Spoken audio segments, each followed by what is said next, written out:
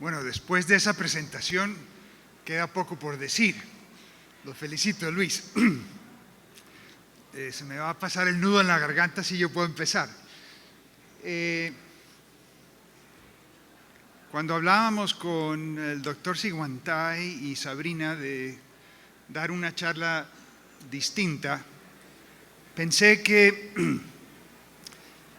sería importante traer a la atención de los cirujanos el uso de la sangre como el elemento básico de la resucitación del paciente hemorrágico. Ya hemos hablado de sangre, la presentación pasada nos mostró sangre en cada una de las diapositivas, el doctor Ordóñez nos mostró sangre saliendo por todos los huecos, pero nosotros como cirujanos como que tomamos por hecho el hecho de que si pedimos sangre nos la dan. Y yo me he dedicado a estudiar esto en los últimos años porque la gente que se muere en el mundo por falta de sangre es incontable. Literalmente es incontable porque no hay datos. El registro de trauma que empezó aquí en el Roosevelt ha demostrado que existen un número de pacientes que cumplen los criterios de una transfusión masiva, basados en la definición hecha por los americanos en el medio ambiente de los americanos. Luego, mensaje número 1, nosotros tenemos que tener nuestra propia data, la de Cali, la de Costa Rica, la de Guatemala, porque no es igual. Y una cosa es que la gente se muera de exsanguinación en Houston o en Pittsburgh y otra que se muera en Guatemala o en Kenia, que es donde estoy trabajando últimamente. Entonces, esta charla no está lista, les voy a pedir disculpas, tengo unas ideas un poco desorganizadas, así que estoy usando a Guatemala como un conejillo de indias, porque son ideas que no están completamente desarrolladas, pero las quiero expresar y quizá no necesariamente a la hora de las preguntas pueda yo tener un poquito de retroalimentación. Al final, después de toda esta carreta de la introducción, no tengo sangre, entonces ¿qué hago? ¿Cierto? Porque el hospital de Carlos tiene sangre, un banco de sangre robusto. Mi hospital tiene uno de los bancos de sangre más dinámicos de los Estados Unidos. Se los voy a demostrar, porque con él en nuestro hospital trabaja Mark Yeaser, que es el hematólogo o patólogo que básicamente introduce el uso de sangre entera en los Estados Unidos. Pero miremos la realidad del mundo. Además de la realidad del mundo empeorada por el COVID. Entonces voy a ir un poco de adentro y de afuera tratando de responder terapias, alternativas y estrategias que nos permiten ahorrar sangre, evitar el desperdicio de sangre, quizá necesitar menos sangre y cuando todo esto, pues hacer lo que haya con la sangre que hay. Y si no hay la suficiente, ¿qué más podemos hacer? Este es el impacto del COVID en los Estados Unidos. Miren las fechas. En marzo 16 se habían cancelado 86,000 donaciones, una semana después de que se acabó el mundo. Y en marzo 19 ya habían 5,000 campañas de sangrado, blood drives, como decimos en español, campañas de donación, y habían 170,000 donantes menos. Luego el impacto del COVID no solamente mató a la gente con COVID, sino que hizo que la gente que dona sangre rutinariamente no la pudo donar. No sabemos, no tenemos ni idea cuánta gente se murió porque no le pudimos dar sangre en todas partes del mundo. Inclusive hoy tenemos mensajes de que hay emergencias de sangre en la zona aledaña a la ciudad de Pittsburgh donde no hay sangre. Esta es una diapositiva de Sabrina cuando hablábamos sobre eso. En Guatemala se pusieron las pilas, montaron un bus, se fueron a buscar donantes en pleno COVID y estas fueron acciones que se hicieron en muchas partes del mundo en un esfuerzo para disminuir el peso de la carga de la enfermedad de pacientes a los que no se pueden transfundir.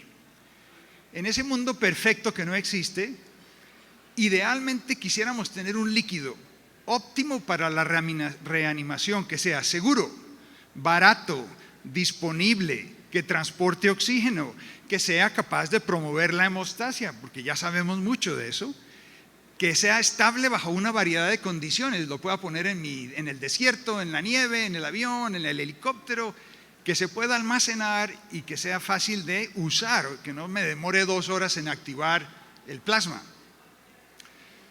Aquí me traslado al inglés un poquito porque la charla la tengo ahí combinada, así que les pido disculpas. La hemorragia es sin duda alguna la causa número 1 de muerte prevenible. Entonces la sangre se convierte en un elemento fundamental. Ayer tomándonos un zacapa con Ordóñez decía, no, el cirujano es tan importante como la sangre. Por supuesto que sí, pero el cirujano puede ser muy bueno, si no hay sangre se nos va a morir el paciente. Entonces volvemos a ese punto básico. ¿Y qué pasa? Que la gran mayoría de los datos sobre resucitación existen de centros de trauma millonarios o de centros de trauma manejados por los militares. Los militares les encanta usar el término austere environment. Uno lee austere y dice, wow, eso debe ser en la jungla o en las montañas de Afganistán o en el desierto de Irak o en el Amazonas o en Colombia. Sí, pero vaya uno a entrar a una carpa de esas. Es austere porque está en la mierda, pero ahí tienen de todo, ¿cierto? Sangre, transfusión y rapid infusion systems. Es austere porque la geografía no les permite estar donde quisieran estar, pero no es austere en el sentido de lo que hemos visto en Turkana, que es el desierto del norte de Kenia, ahí en la frontera con Somalia y con Etiopía. Entonces, la realidad es distinta. Ahora, obviamente que hemos aprendido muchísimo y ya sabemos que hay que darle al paciente. Pero lo que más hemos aprendido es que si el paciente sangra sangre entera, hay que darle sangre entera. Y nos costó 3 guerras para aprender eso, a pesar de que ya en la Primera Guerra Mundial era lo que se usaba. Entonces, el fenómeno de por qué se empieza a componentizar la sangre va de los años 70, cuando es un negocio, producir plaquetas, producir más plasma, producir glóbulos rojos, y cuando se hace eso nadie tiene en cuenta al paciente de trauma. Y empezamos a resucitar al paciente de trauma con la fórmula equivocada. Desafortunadamente, si tú miras cuáles son los eventos más importantes que han mejorado la sobrevida del paciente de trauma en los últimos 50 años, este es la realidad. Solamente los estudios prospectivos, aleatorizados, controlados de intervención prehospitalaria es lo que han cambiado la mortalidad. Entonces, viene el reto de que no solamente hay que darle sangre, sino que hay que darla en forma inmediata. Y el mundo necesita más sangre de lo que necesitamos nosotros como cirujanos de trauma. La incidencia de anemia y de deficiencia es de 3 billones de personas. Nuestros pacientes tienen un grupito aquí pequeñito. Luego, no somos prioridad. Y hablábamos con Miguel. Los países del mundo prefieren mejorar la mortalidad materno-infantil por obvias razones que la de la persona que muere en la calle, y entonces las estadísticas son completamente sesgadas. El uso de la sangre cambia de un país rico donde se usa para cirugía cardiovascular, trasplante en el paciente anciano, para el cáncer, a un país pobre donde se usa porque hay anemia infantil, porque hay muerte en el embarazo. La gran mayoría de África usa sangre completa porque no tienen cómo separarla, y diría uno, bueno, a lo mejor en África les va mejor porque tienen sangre completa, más de la que tenemos nosotros. El único país que hasta ahora tengo informado tiene un sistema de sangre completa es Salamea en Ecuador, y eso se lo ayudamos a publicar con una dificultad porque no nos aceptaban el papel en ninguna. Nos tocó hacer ahí magia para que nos lo dejaran aceptar. Y obviamente estas son las necesidades más amplias. La realidad, nos vamos de la Tierra Santa de Getsemaní a África, y en la región subsahariana no hay donantes, no hay forma de coleccionarla, hay una cantidad de infecciones transmitidas por la transfusión y hay anemia. Entonces no puede haber un reto más grande que el tratar de mejorar la disponibilidad y la seguridad de la sangre en países donde existe esta crisis tan tremenda. Y es curioso, cuando uno estudia cómo le va a los pacientes que necesitan tratamiento inmediato en países de bajos ingresos. No estamos hablando de austere environments, estamos hablando de sitios donde no hay nada. Y empiezan a mirar qué se ha publicado sobre eso. Muy poquito, no hay datos. Un montón de bases de datos, un montón de papeles, abstractos, 17 estudios. Es todo lo que hay y la gran mayoría de ellos son de áreas que uno nunca lee. Ghana, Uganda, Kenia, Irán. Es los países donde se ha estudiado el efecto de la falta de sangre, porque aquí no lo medimos. ¿Cuánta gente se murió en el Roosevelt porque no había con qué darles sangre? No sabemos. O en Colombia, o inclusive en la Universidad de Pittsburgh. Este es el estudio de África. Aquí hay países de todas partes del mundo, división por las... Y te das cuenta de que no hay datos, la gran mayoría tienen trauma, algunos fueron por cirugía. La verdad es que la mitad de los pacientes se les dio algo que no sabíamos qué era, pero la gran mayoría recibieron sangre completa, algunos recibieron plasma, es lo único que hay y depende de las regiones de las Naciones Unidas, algunos reciben un poquito más sangre completa que otros. Al final, la conclusión es que no hay sangre suficiente. En Kenia, cuando los americanos dan el dinero para tratar el SIDA, porque el SIDA se iba a venir a América y había que tratar el SIDA en África, montan los bancos de sangre subsidiados por el sistema de PEPFAR, que fue billones de dólares para montar bancos de sangre en África.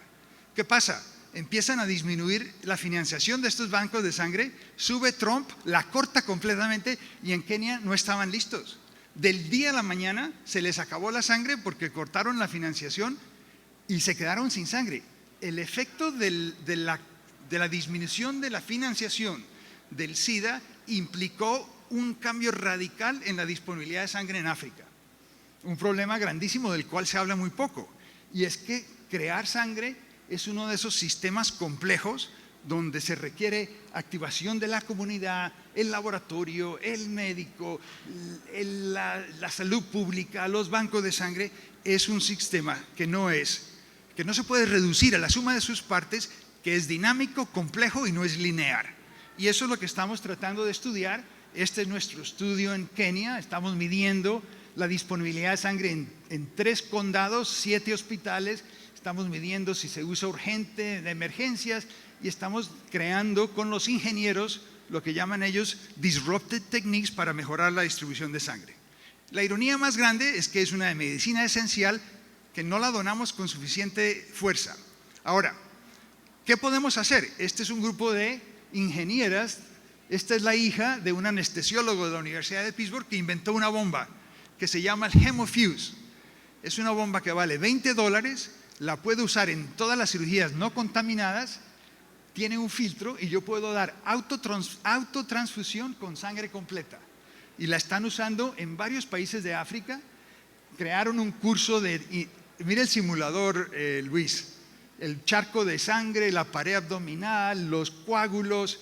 Esto lo hicieron en Malawi, les enseñaron a las enfermeras y a no son anestesiólogos, son técnicos de anestesia, y esto lo promovieron en Ghana, en Kenia, en Malawi, y nosotros les ayudamos a publicar la primera experiencia. Alejandro es el PhD colombiano que está estudiando conmigo y se convirtió en un experto de captación de sangre en países de bajo ingreso, y esta es la primera experiencia del uso de esta bomba. Esta bomba se podría tener aquí, vale menos que el Reboa. Yo siempre molesto a Carlos, él sabe que somos amigos. Bueno, y obviamente hay otras cosas. Me quedan 6 minutos para repasar algunas cosas sobre la sangre. Ya les mostré la crisis, ya les mostré la realidad del mundo. ¿Qué podemos hacer? Sabemos que hay que hacer uso temprano y que hay que prevenir la coagulopatía. ¿Qué pasó? Que el ATLS durante años nos enseñó a usar líquidos en una forma que ahora, mirando retrospectivamente, no era la más efectiva. ¿Por qué? Porque las bases de información sobre la cual se decide que hay que darle cristaloides al paciente, viene de estudios en perros por allá de los años 70 o antes, del doctor, se me olvidó el nombre, que era el mentor de Peisman. Cuando Peisman termina, Chires, por supuesto, cuando Chires es el profesor de Peisman y Peisman se va a Nueva York a estudiar esto, ellos demuestran que en este experimento, si al paciente se le da sangre sola, se mueren al paciente, los perritos. Había que darle sangre y lactato de Ringer's. Pero este modelo es completamente distorsionado de la realidad. ¿Por qué? Porque se sangra al perro, se le controla la hemorragia y luego le damos lo demás. No es lo que pasa en la realidad. Nosotros no controlamos la hemorragia. Y los cristaloides son todo menos sangre. Entonces, por obvias razones, el uso exagerado de los cristaloides desde los años 70 a los 2000 nos causó la famosa hiperresucitación del doctor, del fundador de la Sociedad de Cuidado Intensivo. Se me olvidó el nombre de él. Desaparece la sangre completa, aparece el ATLS, empieza el síndrome de compartimiento abdominal, surge la tríada que ahora se llama el diamante, empieza la coagulopatía. Todo esto fue en cierta forma potenciado por nuestra ignorancia y el no volver a usar la sangre completa. Vienen los estudios famosos de Holcomb, donde el esfuerzo de dar sangre completa se convierte en una logística terrible, inclusive en Pittsburgh.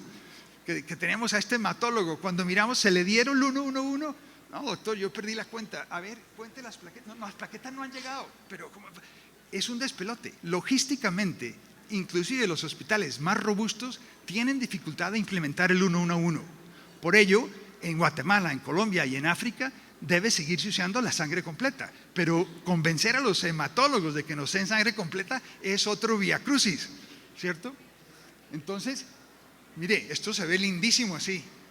Hicimos un estudio con los catalanes y los catalanes ya no usan plasma, ellos usan fibrinógeno. El fibrinógeno es carísimo, pero el grupo de catalán de Salvador Navarro en Sabatel ya no usa plasma porque ellos tienen un TEG, un protocolo de TEG, donde saben cuándo usar el fibrinógeno y ese papel lo acabamos de publicar. Entonces, que hay un montón de opciones.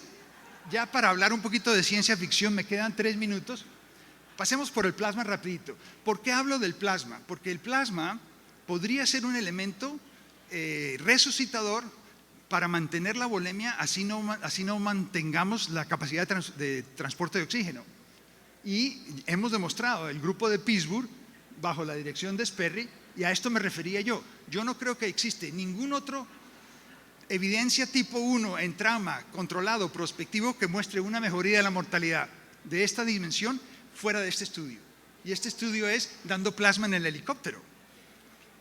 ¿Dónde, cuándo podemos nosotros dar plasma prehospitalario en nuestro medio ambiente en Latinoamérica? Es muy difícil, pero esta es la evidencia. Y aquí muestra claramente que los pacientes, se me pasó, los pacientes con trauma penetrante, los pacientes con trauma cráneoencefálico, los pacientes con trauma cerrado, todos mejoraron por el uso de plasma. Es decir, el uso de plasma disminuyó la necesidad de sangre. El uso de plasma disminuyó la incidencia de coagulopatía. No lo dimos para transportar oxígeno, pero lo dimos para que diéramos menos sangre. Entonces, hay que pensar en el uso de plasma. Y el plasma hay muchas formas de usarlo. Se puede almacenar por 1 año. Hay que descongelarlo. Entonces, no lo usemos congelado. El plasma descongelado dura hasta 6 días. Y el plasma líquido nunca congelado dura hasta 26 días. Es decir, que si nosotros pudiéramos crear un protocolo y tener 4 unidades de plasma en el hospital, en urgencias, para el paciente que se nos viene a morir, ese paciente se beneficia. Y que no se usan, se devuelven, que seguramente el hospital los va a usar en otra cosa. Luego es cuestión de hablar con los hematólogos. No, yo no se los voy a desperdiciar, déjenmelos para el paciente que los necesito. Y el día que no se necesita, se los devuelvo. Luego hay alternativas, inclusive en hospitales, no con todo. Y obviamente yo creo que esto es barato, es fácil, es reconstituible, se ha usado por muchas partes. Los americanos con el FDA no lo han permitido estudiar y por eso se ha convertido en un misterio, pero la realidad es que el plasma liofilizado se puede usar, se debe usar y deberíamos empezar a usarlo en áreas donde no tenemos sangre. Y obviamente, final, la sangre completa, me quedan 46 segundos. Quiero dejarlos con este mensaje. Cuando se da 111, en la mejor forma posible, damos sangre anémica, trombocitopénica y sin suficiente anticoagulación comparado con la sangre completa. Mire, la mezcla perfecta es insuficiente cuando la comparamos con la sangre completa. La hemoglobina es mayor, tiene más plaquetas, tiene más fibrinógeno y tiene factores de coagulación en un 100%. El último mensaje de la charla, en los últimos 45 segundos, es que hay que hacer el esfuerzo más grande para hacer lo que hizo Zalamea en Ecuador y convencer de que tengamos 4 unidades de sangre completa todos los días en los centros de trauma grandes, donde se va a necesitar, y si ese día no se usa, se devuelve. Y los protocolos están escritos, yo se los puedo prestar, porque trabajamos con un tipo que sabe mucho de eso, y hay estudios retrospectivos que muestran que la sangre completa es mejor, y no me voy a demorar aquí, pero en la regresión lineal y todo eso, la probabilidad de mortalidad es mucho más alta cuando se compara componentes con sangre completa. Al final, donde cuando sea posible dé sangre. Si tiene plasma, glóbulos rojos y plaquetas, délos en 1-1-1. Si solo tiene plasma y glóbulos, délos en 1-1. Cualquiera de los productos, délos glóbulos rojos y plasma. Use plasma seco, combinación de albúmina y concentrado de fibrinógeno en un estado crítico, y al final, si lo que le queda es cristaloides, acuérdese de usar terapia paliativa. Termino aquí, muchas gracias y hay preguntas.